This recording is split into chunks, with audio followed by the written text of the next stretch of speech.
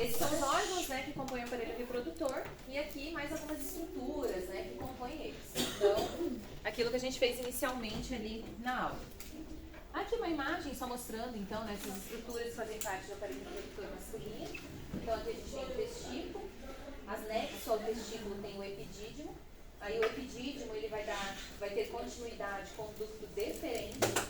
E aí o ducto deferente ele vai entrar na uretra, nessa região da próstata. Tá? Então, observem isso aqui.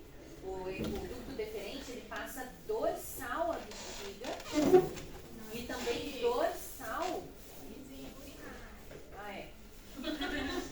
a vesícula urinária, e também ele vai passar dorsal ao ureter, tudo bem? E aí ele vai se inserir nessa região aqui da próstata.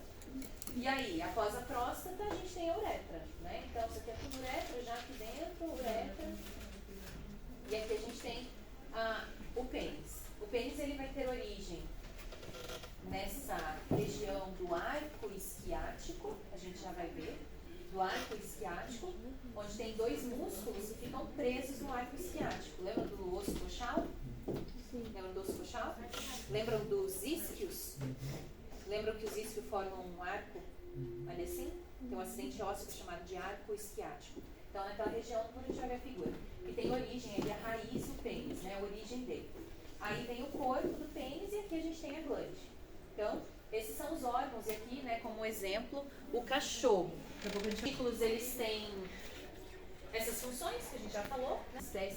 Uma das espécies de animais domésticos que tem a proporção testículo-peso corporal maior. Então, ele tem um peso, um tamanho testicular bem grande, em comparação ao tamanho dele. Vai haver as espécies conforme a gente já conversou. Os bovinos. Olha só, então, orientação dos testículos. A gente já tinha colocado isso ali, falta só especificar as espécies. Então, olha só.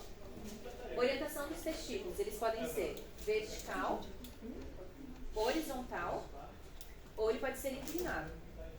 Tá? Então, vertical, os ruminantes, bovino, ovino, caprino. Horizontal, equino e cão. Equino e cão. E inclinado, um pouquinho inclinadinho assim, o suíno e o felino. São aquelas duas espécies em que o testículo também tem uma posição perineal. Tá? Lembra do testículo do gato, onde fica? Logo abaixo do ânus ali do gato, tá lá os testículos dele, né? Então aquela posição ali é uma posição perineal. E a posição, a orientação desse testículo é inclinado. Tudo bem? Então essas são as espécies. Aí o ruminante, que tem o testículo vertical, tem o testículo mais abdominal. Então isso é a posição do testículo, então fica bem abdominal entre as pernas. Já que o equino e o cão, que tem o testículo mais horizontal, ele também tem uma posição que é mais intermediária. Como assim intermediária? Não é abdominal e nem é perineal. Ele está ali numa região intermediária. Tudo bem? Então, essas são as orientações aí, posição dos testículos no corpo do animal. Então aqui tem algumas imagens demonstrando isso. Então aqui no touro, ó, testículo vertical e abdominal. Ó, bem entre as pernas, o touro fica esse testículo. O testículo que é intermediário, olha aqui, no equino. Olha onde é que ele está. Olha a diferença em relação ao testículo perineal. Tá? Então esse aqui tá horrível, né, essa posição. Pior que a gente tá só lá. Será que ajuda? Posição horizontal e posição inclinada também. A abdominal é perineal e intermediária, a posição do testículo. Tudo bem?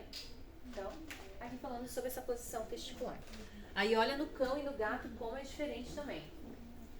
O do gato, o cachorro, ele é horizontal e intermediário. Agora olha lá no gato. Olha onde está o testículo. Ó, o testículo está aqui. O reto está aqui e o testículo já está ali.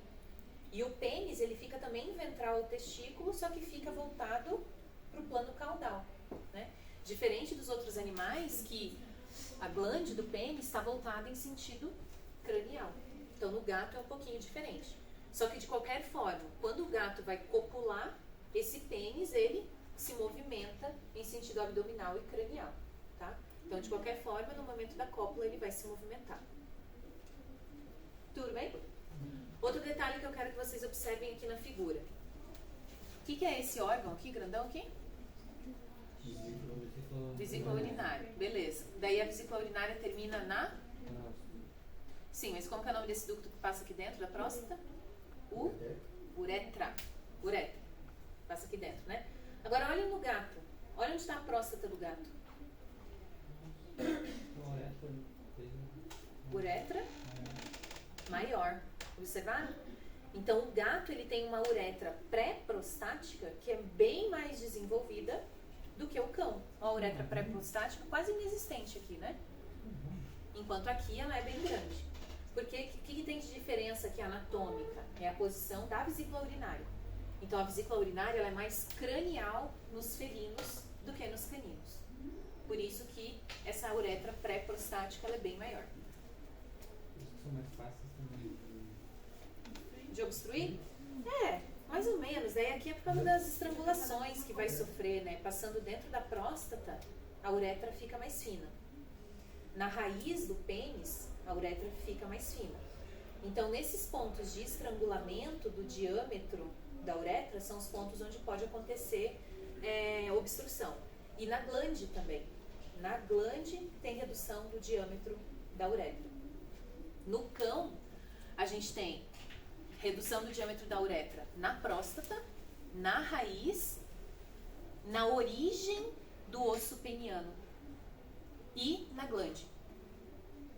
Então é muito comum a gente ter obstrução uretral no cão, em que o urólito está parado aqui, na uretra pré-osso peniano, que fica antes do osso peniano. E ali ele fica. Aí às vezes só com a sonda mesmo, a gente consegue fazer retropulsão ou diluir e tal, e aí a gente consegue tirar. Tudo bem? Então a gente tem essas regiões de estreitamento da uretra, que são pontos onde pode ocorrer obstrução. Beleza, bora lá. Testículos, olha só. O testículo, ele não tá só ele dentro da bolsa escrotal. Tem várias membranas que recobrem o testículo. Existem 8 membranas que vão cobrir o testículo, sendo a última delas a pele. O testículo, ele não está sozinho lá dentro da cavidade escrotal, da bolsa escrotal. Ele está envolto por membranas. São 8 membranas que recobrem ele, sendo a última delas a pele, tá? Que recobre o escroto. Bom, acontece que todas essas membranas, elas vão formar essa estrutura, esse cordão aqui, dentro do qual está passando o ducto deferente. Lembra que o ducto deferente saía do testículo e ia se comunicar com a vesícula urinária? A vesícula urinária é interna da cavidade abdominal. Então, o que vai acontecer? O ducto deferente ele vai passar por uma região da pelve dos animais que é chamado de canal inguinal. Lembram aquela região do trígono femoral? Que a gente utilizava para sentir a pressão arterial do animal, pulsação. Lembram disso? Não, acho que eu não falei para vocês ainda. Não. Tá. Então existe uma região na virilha do animal chamada de trígono femoral. Trígono femoral justamente porque forma um triângulozinho que é delimitado aqui por músculos. A gente tem aqui os músculos do abdômen, aqui os músculos caudais e aqui os músculos mais craniais da coxa. E forma esse triângulozinho aqui. E nesse triângulozinho a gente tem a artéria femoral passando aqui. Então é uma região da perna do animal que a gente pode colocar os dedos para sentir a pulsação. Tudo bem? Isso é bastante comum. Por exemplo, se a gente tem um animal que em gatos é bem comum. O gato do nada parou de caminhar. Chegou em casa, o gato não estava com os membros pélvicos paralisados. E você olha as patinhas dele, tá roxa a patinha de trás. O gato sofre muito com um trombo nessa região da vasculatura. No fim ali da artéria aorta caudal, ocorre uma bifurcação da artéria aorta. E essa região aqui é muito comum de ocorrer obstrução em felinos. E aí o que vai acontecer? Obstruir o fluxo sanguíneo aqui, a irrigação para as patinhas vai cessar. Então, se eu quero saber se o animal está sofrendo com um tromboembolismo nessa região, eu posso colocar a mão no trígono femoral dele e sentir se tem pulsação. Se a artéria está obstruída, a pulsação não vai ter. Tudo bem? Então, você chega em casa e pratiquem isso. Pega a perninha do cachorro, do gato de vocês, e vai 2 dedos, assim, vai com os dedinhos lá, e vai lá na perninha dele, na face medial da perna. Não é na face lateral. Na face lateral você vai encostar na barriguinha. É na face medial da perna. Lá na virilha, lá em cima. Você vai sentir que tem um vão ali. Esse é o trígono femoral. Aí deixa o dedo paradinho ali que vocês vão sentir a pulsação do vaso sanguíneo. Tá? Façam esse teste ali para vocês já aprenderem isso. Mas e daí? O que tem no trígono femoral? O que tem que nessa região aqui, só que voltado para a cavidade abdominal, então isso aqui é face medial da perna. Na cavidade abdominal, na parede abdominal, a gente tem um canal formado pela abertura de músculos da parede abdominal. E é através desse canal que o ducto deferente vai passar para se comunicar com a uretra. Tudo bem? E daí o que acontece? Todas essas túnicas que estão envolvendo o testículo também vão estar passando aqui pelo canal inguinal. Todo esse conjunto de estruturas aqui, então a gente tem ducto deferente, as túnicas, artéria e veia testicular e nervo testicular. Todas essas estruturas formam o que a gente chama de funículo espermático. Funículo espermático. Então, ó. Cadê? Aqui. O funículo espermático é o conjunto de ducto deferente, vasos sanguíneos, nervos e as túnicas de revestimento do testículo. Tá? Dentre essas estruturas que compõem aqui, os vasos sanguíneos formam uma estrutura chamada de plexo pampiniforme. O que é o plexo pampiniforme? O plexo pampiniforme é formado pela artéria testicular e pela veia testicular. Agora pensem comigo aqui. A artéria testicular, ela leva sangue para o testículo ou ela leva sangue para a veia cava? Para o testículo, né? As artérias, elas levam sangue até o órgão. Então, a artéria testicular está levando sangue para o testículo. O testículo está fora da cavidade abdominal. Então, em relação à temperatura, o testículo e dentro da cavidade abdominal, onde é mais quente?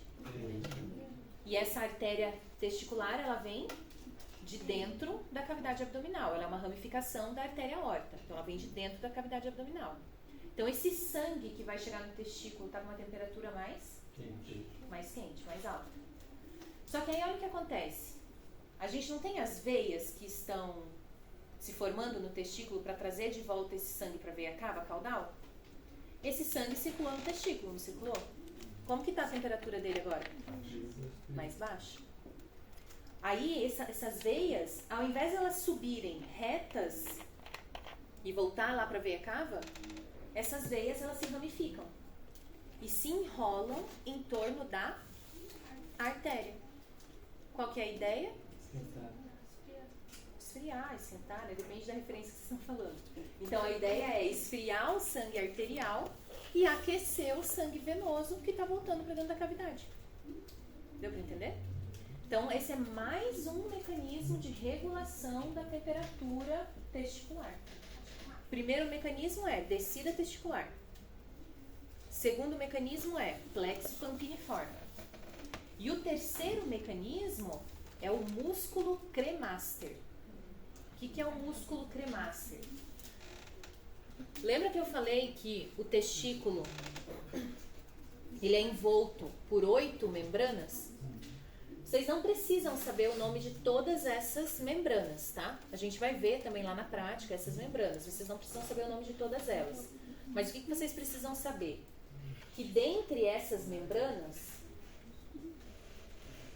a gente tem essa daqui, que é chamada fáscia cremastérica, que é formada pelo músculo cremaster.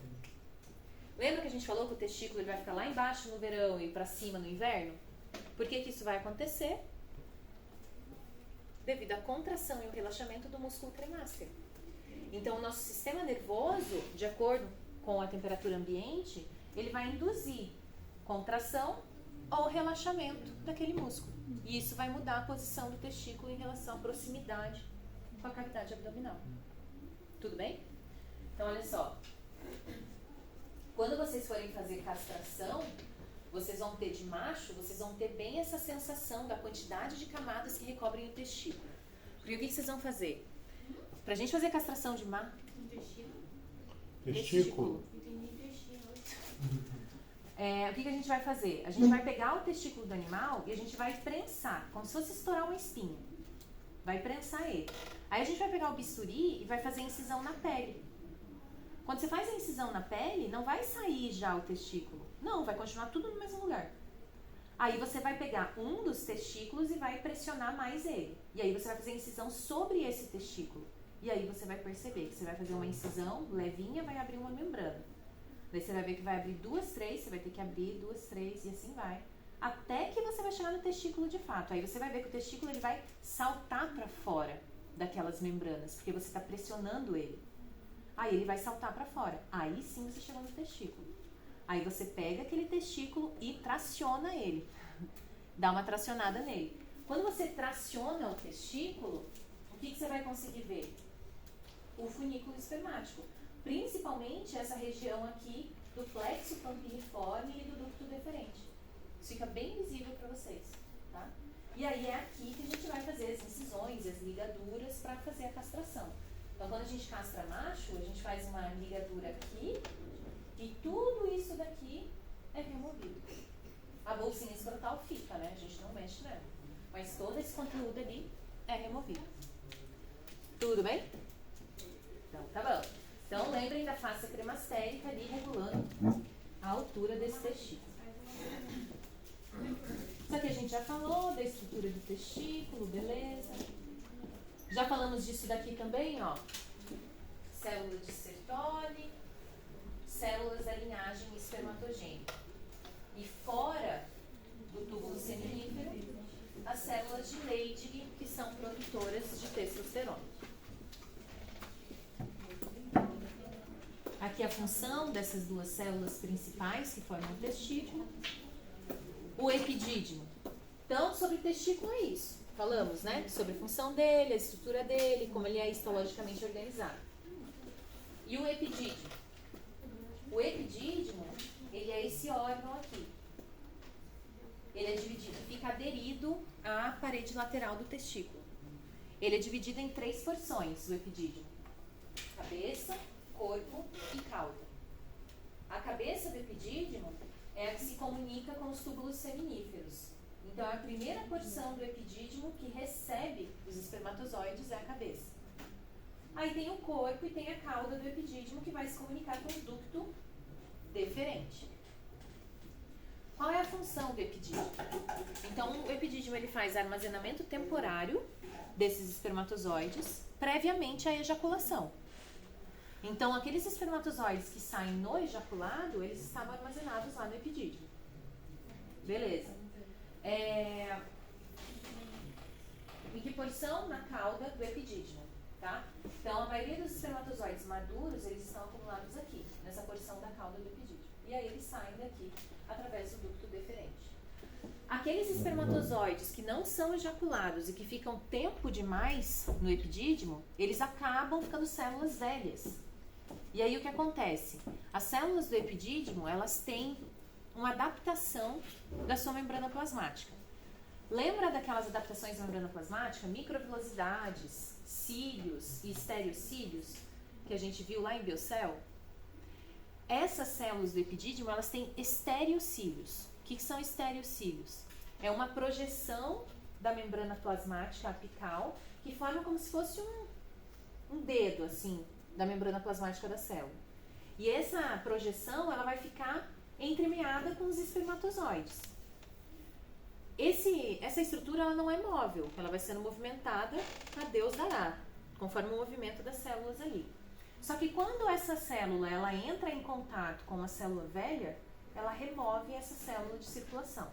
Ela recolhe essa célula, digere essa célula e usa os resíduos para produzir substâncias internas da própria célula, tá?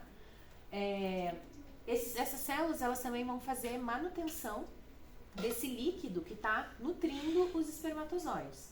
Então, tem que ter uma composição ideal para os espermatozoides não morrer. Ela fica fazendo essa avaliação. tem que regular o pH dessa secreção onde os espermatozoides estão. Essa célula fica regulando isso daí, tá?